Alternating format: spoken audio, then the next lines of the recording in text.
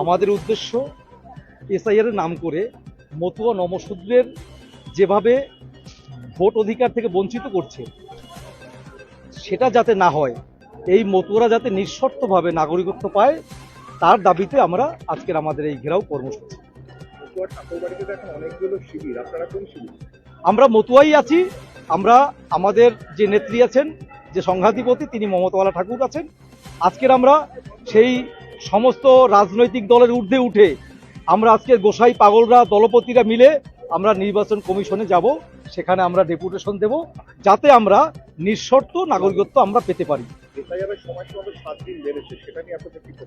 সেটা আমরা সমর্থন করি, কিন্তু সে দিনক্ষণ সে যে বাড়ালো সেটা বড় কথা নয়।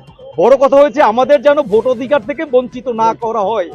2024-এ আমাদের ভোটে যেসব সরকার গড়েছে, যেসব এমপি হয়েছে, এমএলএ হয়েছে, বিভিন্ন হয়েছে, কিন্তু তারা আজকের যদি আমাদের অবৈধ মনে করে তাহলে তারা অবৈধ।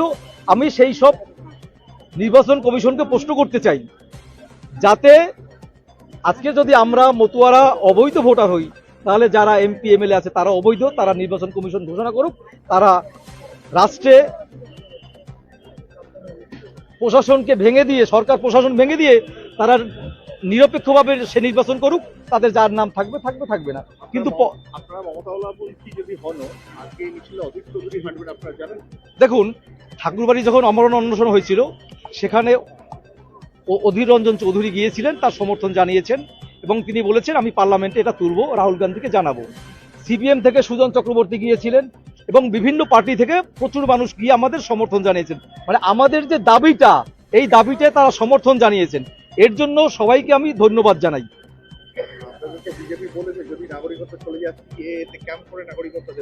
শুনুন, শান্তনু ঠাকুরের পায়ের তলা থেকে মাটি সরে গেছে। তিনি প্রথম বলেছিলেন যে যদি সিএ ক্যাম্প করা হয় অন্তত 10 লক্ষ মানুষ বনগাঁ লোকসভা থেকে সিএতে ফর্ম ফিল আপ করবে, কিন্তু সেটা হয়নি। 10,000-এরও বেশি মানুষ ফর্ম ফিল আপ করেনি। একজনও মানুষ এখনো অবধি সিএতে নাগরিকত্ব পায়নি। কাজেই শান্তনু যেটা বলেছে সেটা মিথ্যা বলেছে, মতুয়াদেরকে ধোঁকা দিয়েছে। আজকের বনগাঁ থেকে সারা ভারতবর্ষের মতুয়ারা বুঝতে পেরেছে যে শান্তনু এই মতুয়াদেরকে ধোঁকা দিয়ে সে এমপি হয়েছে, আজকের মন্ত্রী হয়েছে।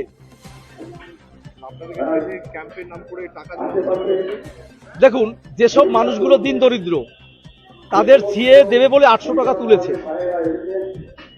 কারণ হয়েছে কি বলুন তো, ও কিছু যাদের বলে ওর অনেক টাকার দরকার, এই মতুয়াদেরকে ব্যবহার করে কয়েক কোটি কোটি টাকা ইনকাম করেছে।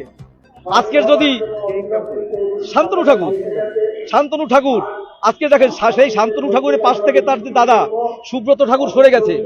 কেন সুব্রত ঠাকুর আজকের মতুয়া মহাসংঘটা আবার সৃষ্টি করলো, এটা বুঝতে হবে আপনাদের।